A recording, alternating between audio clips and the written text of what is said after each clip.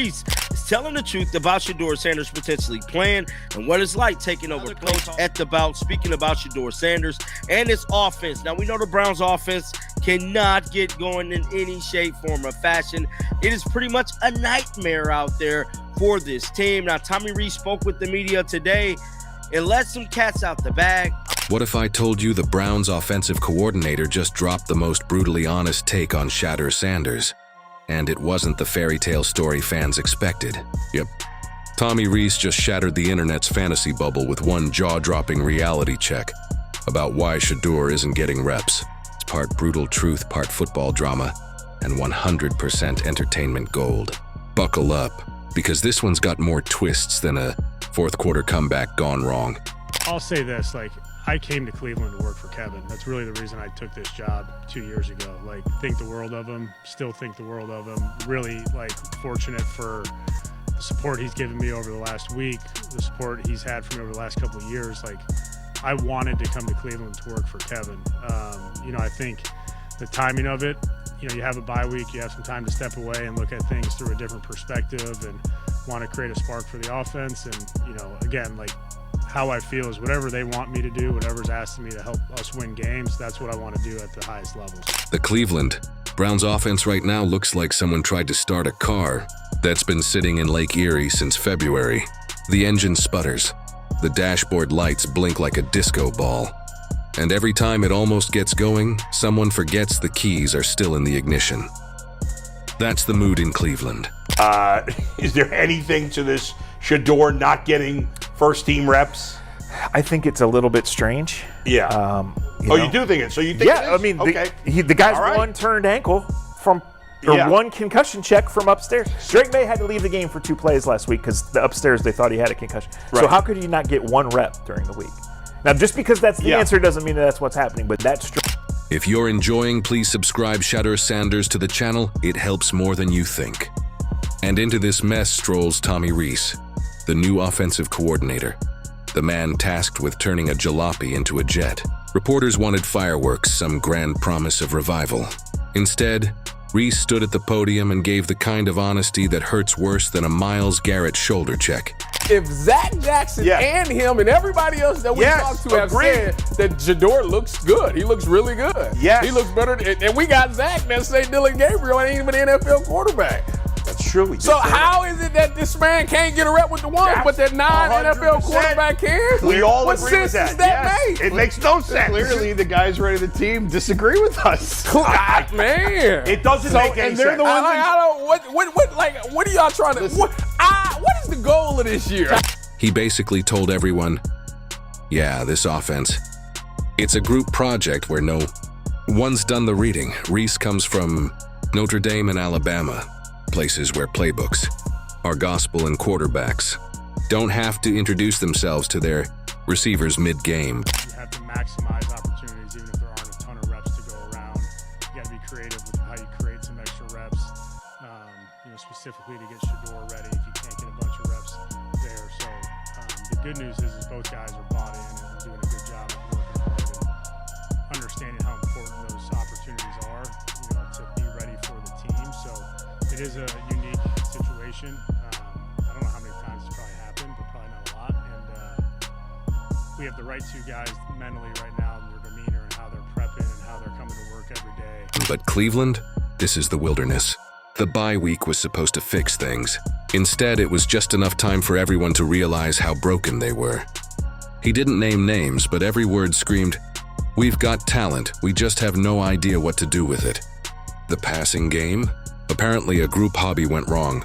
Rees says it takes all 11, which is football speak for don't just blame the quarterback, because everyone else is messing up too.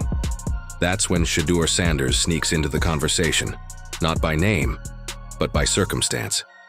Fans online immediately went, wait, what about Shedeur? Where are his reps? The same fans who believe Shedeur could throw a perfect spiral blindfolded are now asking why he's sitting, instead of saving the season.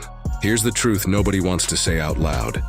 In the NFL, potential gets you compliments, not snaps.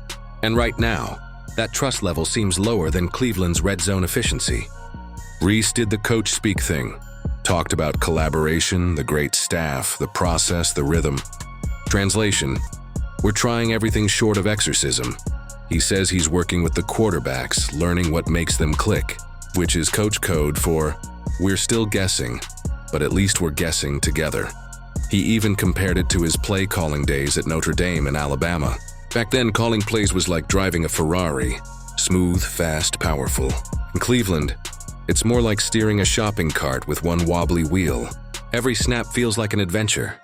I don't think that's not my place, to answer, to even be able to give the answer to that. I feel like it's not in my control. So I'm not even gonna think about that or have that even in my thought process of why it is. Like, there's a lot of people that want to have the opportunity to be at this level, and I'm here, and I'm thankful to have the opportunity. So whenever that is, it is. But it doesn't make me feel down, or it doesn't make me feel left out or anything, because I know who I am as a person, I know who I am as an individual, and I know. The media kept fishing for optimism, and Rees kept serving hard-boiled realism. Asked about improving the passing game, he talked about using the bye week to reset, figure out what actually works, and make quarterbacks comfortable. He talked about stressing defenses in new ways, which is hilarious because right now the only one stressed is the Browns' defense. From being on the field all game while the offense tries to remember which direction to run. Rees isn't wrong though. This offense needs a spark, and that's where fans start shouting for Shedeur Sanders again. Because every fan base needs a hero. The problem? The hero still has to learn how to fight the dragon before entering the castle. And Rees is clearly saying, we're still at sword training level. Then came the inevitable question, the one every reporter loves. How will the offense look different now that Rees is calling plays? His answer could be summed up as, ask me next week, which is a polite way of saying, right now I'm just trying to make sure we line up correctly.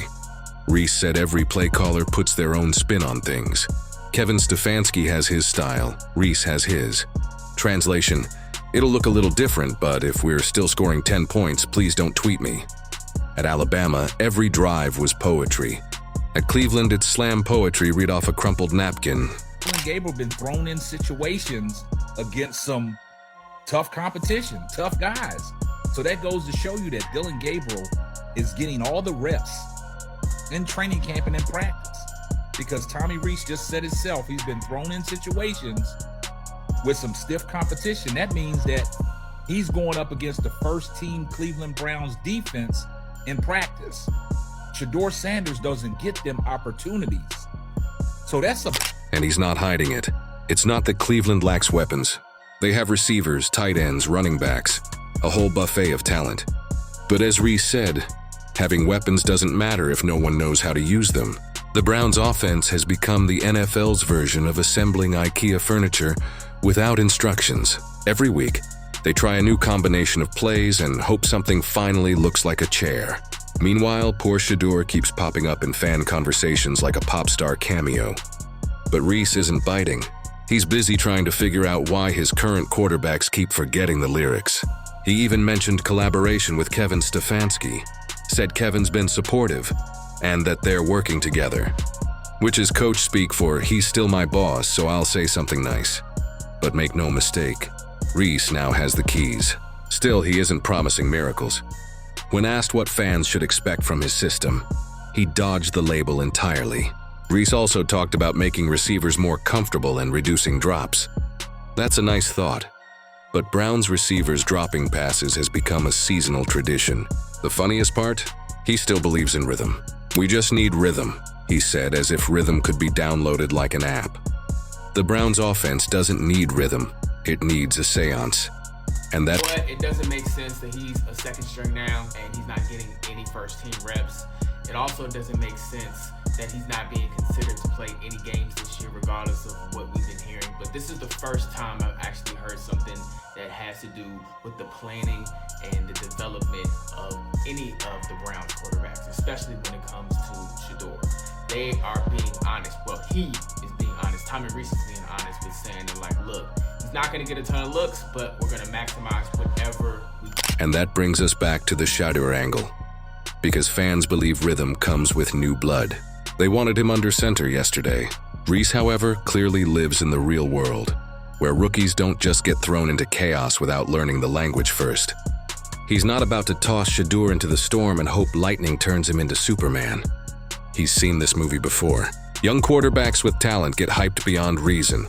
Fans demand action, and then reality hits like a defensive line.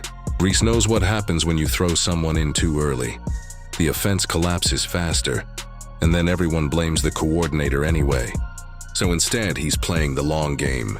Fix the system, teach the veterans, stabilize the line, then maybe Shedeur gets his shot. Until then, he's staying patient, which, for Browns fans, is a foreign concept. He even mentioned how those experiences shaped him, learning to block out noise, handle pressure, and focus on execution. And yes, he's staying in the booth. He called it the best vantage point, which makes sense. From up there, he can't see fans' faces when the offense stalls. It's peaceful. Just him, the headset, and the sound of missed opportunities echoing below. Rees has the pedigree.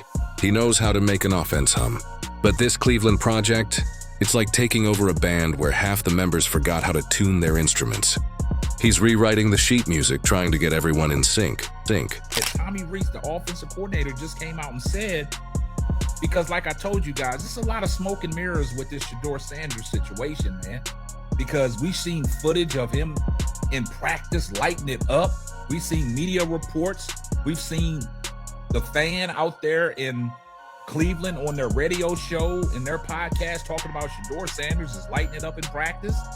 And a lot of people have been at practice and they seeing what Dylan Gabriel is doing, and they saying he's looking a little pedestrian out there. And somewhere in the background, Shedeur Sanders is waiting, polishing his potential, watching, learning, maybe even laughing at the circus in front of him. Because deep down, he knows his time will come.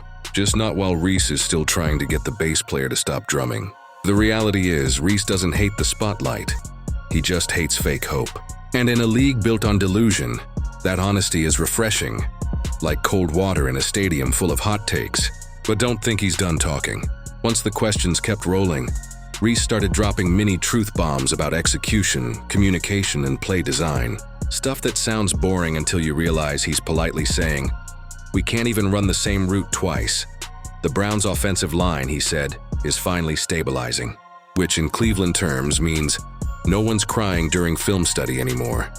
He wants continuity, something the Browns haven't had since the Reagan administration. He even got asked if he plans to let the tight ends cook. You could practically hear him smirk. The tight ends have been cooking all right. Unfortunately, they've been cooking the wrong plays. Rees is tightening bolts, scrubbing rust, and preaching patience. The players are listening, maybe the fans, already fantasizing about Shedeur running wild. But Rees isn't giving them that yet. He's not a magician. He's a mechanic. And right now, the Browns' offense is still on the lift, missing half its parts. Not what we want to hear, but you know what? It makes sense now.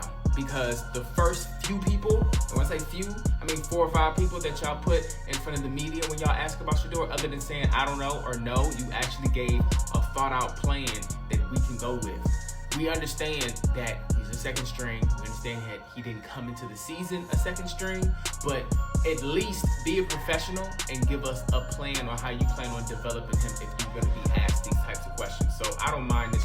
It's officially that time of year again. The Browns are trying to figure out what offense actually means.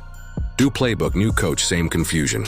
And right in the middle of this glorious chaos stands Tommy Rees, fresh off the Alabama roller coaster. Now holding the clipboard in Cleveland and realizing that teaching this team rhythm is like teaching a cat to swim. The man's barely unpacked his suitcase and he's already knee-deep in a quarterback mystery.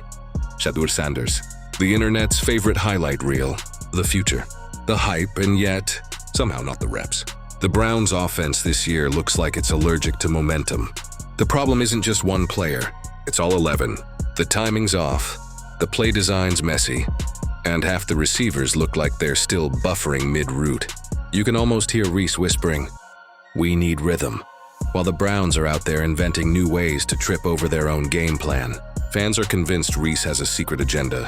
Meanwhile, Rees is probably just trying to find a center who can snap the ball without launching it into orbit. The NFL doesn't hand out reps like candy. You don't get practice snaps because you went viral. You get them because you know the system, and right now, that system is in critical condition. Shedeur might be the future, but the Browns can't even manage the present. Their offensive line's got more holes than a fishing net. Their receivers are allergic to separation, and the playbook looks like it was written during a power outage. Rees is... But like I say, the Shedeur thing, I don't understand at all. Maybe they think to themselves, we don't need to give you these many practice reps because we're going to give you a bunch of game reps. So maybe we just want to get you rested. He is coming off a sore shoulder and all those things. So maybe that's the case. I don't know. But I don't like it that much. I don't at all.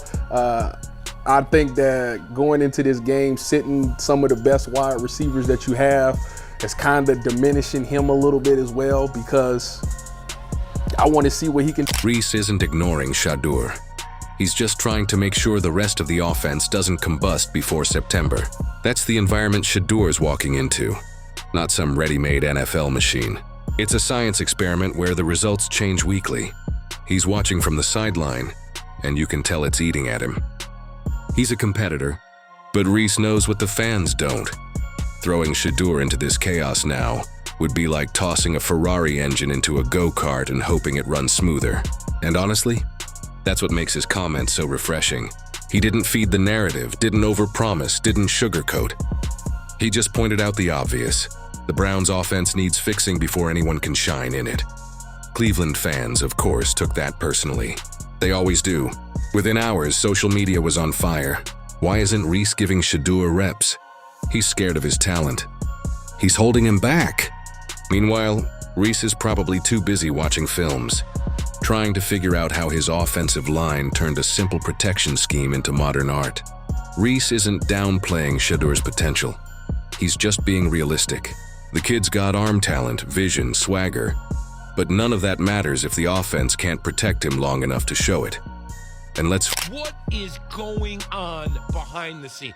How can this kid that was rated as a late first-round draft pick not get on the field for a team that sucks? They're not even giving him reps. That's on the coach, man. Stefanski's going to have to answer for that, and it might come at the end of the year, and it might come in the form of firing. What is going on? Does he have I don't want to pick on Kevin. Does he even have a say in this? And let's face it, the Browns' current protection scheme looks like it was drawn with crayons. The man's been in Cleveland for 5 minutes and already sounds like a therapist trying to calm down a team on the edge of a nervous breakdown. Tommy Rees, to his credit, isn't biting on the hype. He's seen hype before. He's seen how it eats young players alive. He's seen the headlines turn heroes into hashtags overnight. So he's focusing on fundamentals, blocking, timing, execution. The boring stuff that actually wins games. He's basically trying to clean up a mess he didn't make, while everyone's yelling at him to debut a quarterback who's barely had time to learn the playbook. And somewhere in the corner, Shedeur's just watching, probably thinking, man, college was easier. The Browns' current offense doesn't need a new face. It needs therapy. It needs counseling. It needs to sit down and talk about its feelings. Because every time they get a first down, it feels accidental. You can tell Rees is already changing the tone. Players look a little more focused. Practices look tighter. And while the results aren't instant, you can feel that shift. That sense that someone's finally holding people accountable. But here's the truth. Rees isn't here to entertain. He's here to build something sustainable, something that doesn't collapse the moment adversity hits. And for the first time in a long time, the Browns might actually have a coach who values development over drama. That's what makes this whole story hilarious. The fans are losing their minds because Rees is doing his job correctly. He's prioritizing structure over chaos, logic over hype. Imagine that.